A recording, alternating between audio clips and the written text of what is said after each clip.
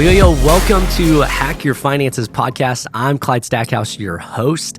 And today I'm super pumped because number one, this is our first episode of our Hack Your Finances podcast. But not only that, we're going to be diving into a very fun story, and it's the history of Hack Your Finances. And we're going to be diving into just a little bit of the backstory of what brought us here and really diving into where the origin story began. And so I think that where we start, the beginning of a company, the beginning of people's stories plays such a powerful role when it comes to understanding where we're going to go. And so I'm excited to share a bit of my backstory, a little bit of our backstory of Hack Your Finances. And I hope that it encourages you. I hope that for some of you listening, it resonates with you. I hope it challenges you. I hope it opens up some people's eyes to go, man, if that can be Clyde's story, if Clyde can experience that change and transformation in his financial journey, I might be able to experience the same thing. And so, without further ado, we'll kind of dive in to a little bit of our story today. But I think, when I think about Hack Your Finances and I think about where we started and where it all began, this has probably been a 6-year journey of building Hack Your Finances. It's had many evolutions in the process and multiple iterations. And but I think what's super fun for me when I think about Hack Your Finances and what we're doing here is that a lot of it actually started when I was probably 6, maybe 7, and just growing up. And I just I'll share, I grew up in really a great home. Super, super thankful for my parents. Mom and dad. My dad was in the Navy, in the military, retired after 22 years. And my mom stayed at home. She did some work along the way. But I'll share, for me in my journey, it was always just this interesting thing that I learned a couple things. One, my dad was just, if you talk about somebody who knows how to work hard, it's my dad. He taught me the power of work ethic. He taught me, hey, your work is an identity, is like reflection of you. And so whatever you do it to your best, because people are going to go, man, that was signed by you. That was signed by Clyde.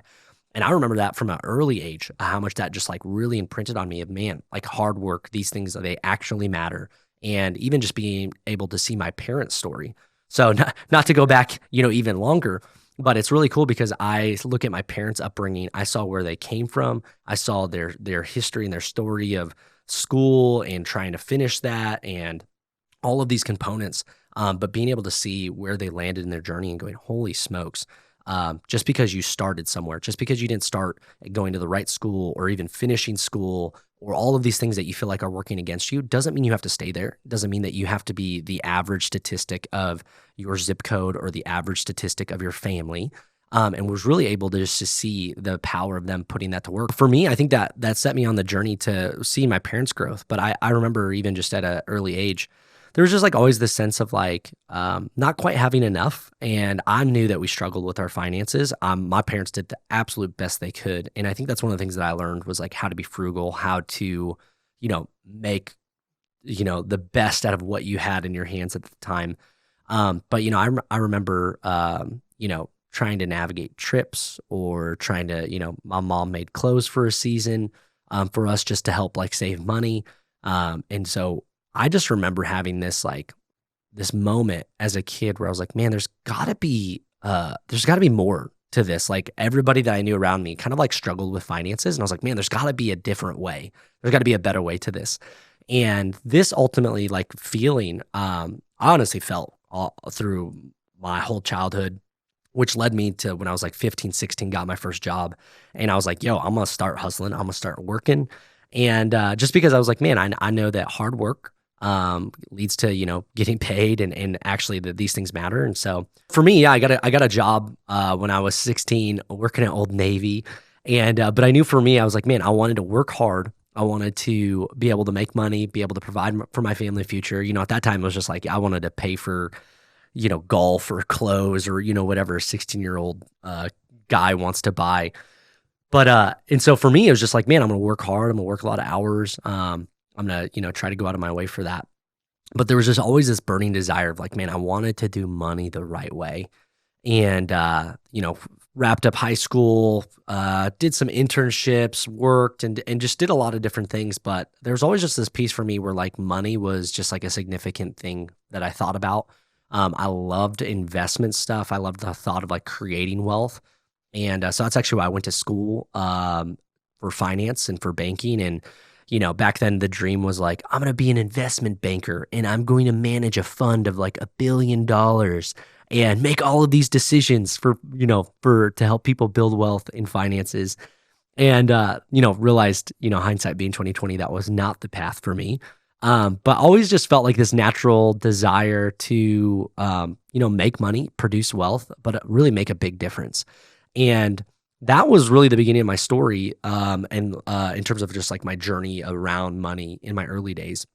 This then leads to me and my wife, now wife, we grew up in the same church. And it was interesting that we both kind of had this like interest around money and interest around doing it the right way. And so just an encouragement for some people listening to the podcast, finding alignment with your future spouse when it comes to money and when it comes to purpose, I think are super, super important and sometimes underrated, really, really underrated. And so I encourage you to make that part of your conversation if you're in the journey. But yeah, we found ourselves, going, man, we want to do this the right way. We ended up doing a financial course. Shout out Dave Ramsey. Thank you for being early in my journey. But we took Financial Peace University and just started our journey going, man, we were 19, 20. We were both going to school. We were like, hey, we don't want to take out all the student loan debt. We want to, do whatever we can to do money right and do it the way that we felt like God had called us to. And so I worked at UPS. They have and had a great kind of scholarship program that helped pay for college. So I'd work early mornings. I'd wake up at 2 a.m., go work the sunrise shift in the small sort. And after work, I'd, go to school, go take my classes, go home, sleep, rinse, repeat. And, it was a grind. I'm not going to lie. But for me, it was the fact that I was like, man, I have friends that are in school or getting out of school with 40, 50, 60 plus $1,000 in debt. And I was like, yo, I don't want to deal with that, in my backpack on my shoulders for the next 30 years of my life. And so, really, really glad that we went out of our way to do that. And that I think was one of the big decisions that really started our trajectory. It was that plus my wife understanding the power of being frugal. And so I remember for us, we got our first apartment after we got married, and we as a small little 1 bed, 1 bath, bottom of a basement apartment in quotations, and we were paying $600, $700 a month, and felt like crazy money at the time for us. And we just had to figure out, how to make ends meet. And we were both going to school, both trying to work, both trying to figure it out. And my wife was coined the coupon lady because she would go out and get all the coupons. And, we had, I'm not kidding when I say 30 cans of ragu and spaghetti in our pantry and had 17 boxes of Frosted Flakes.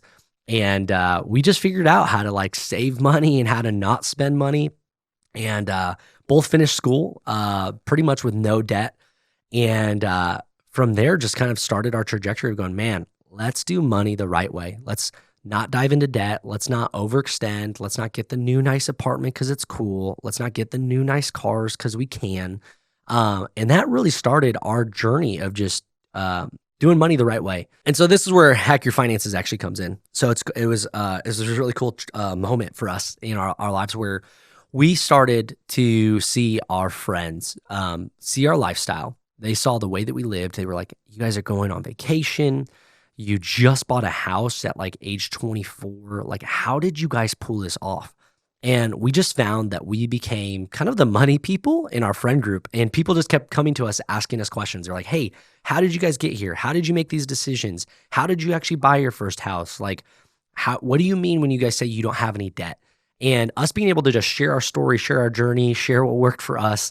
And after enough conversations, we just found that we had a knack and just kind of had a gift to not just walk out our personal finances in the way that God called us to, but even just help people make lasting change in their lives. And so we started having friends come to us and going, hey, I need help with my budget. I need help getting out of debt. What should I do? And, countless couples that we sat down with and at a dinner table looking at their finances and going, man, you got to sell this car. Like if you want to actually get out of debt, you want to make some smart decisions, like these are the decisions that we need to make. And it was really just honestly, it was humbling, it was honoring, but it was exciting to see people's lives begin to change because they just started putting what I believe was really simple and biblical principles into practice. And that began really the beginning of Hack Your Finances, I think, in our heart and in our spirit. And it's been probably a 6-7 year journey, an iterative process of just going, man, we want to help people in their financial journey. And I think really where the light bulb turned on for us wasn't just seeing the impact in people's lives and marriages, or seeing them getting out of the hole of debt and making progress. But the thing that really ignited something fresh in me was actually a part of our own financial journey. That we were part of a church plant here in Omaha, Nebraska, with My City Church. And, I'll share, for me and my wife, we are the local church people through and through. And I believe that the local church is plan A that God has for planet Earth. And so we have a conviction to be a part of it, to build it, to support it in our time, in our energy, in our finances.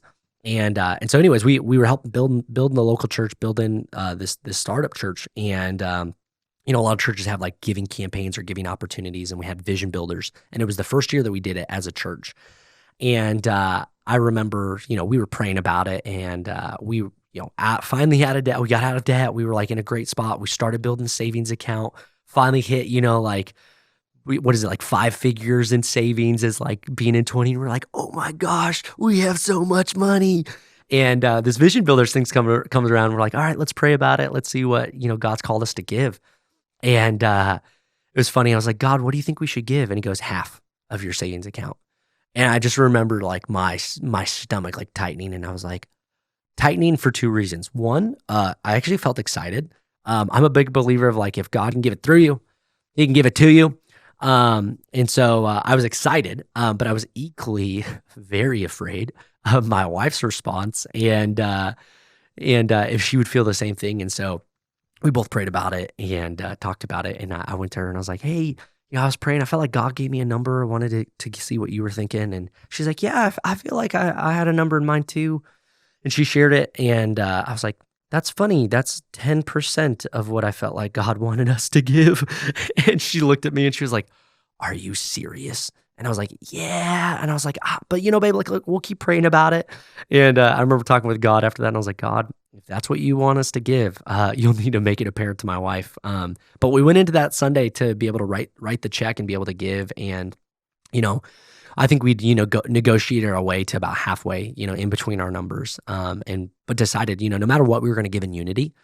And I think it's super important and super powerful when it comes to giving, whether it's to the church, giving to people in need, giving to nonprofits. I think with your spouse, it's super, super important to have alignment in the way that you're going to be generous and live a generous life. And so, we had that middle point that we'd kind of landed on.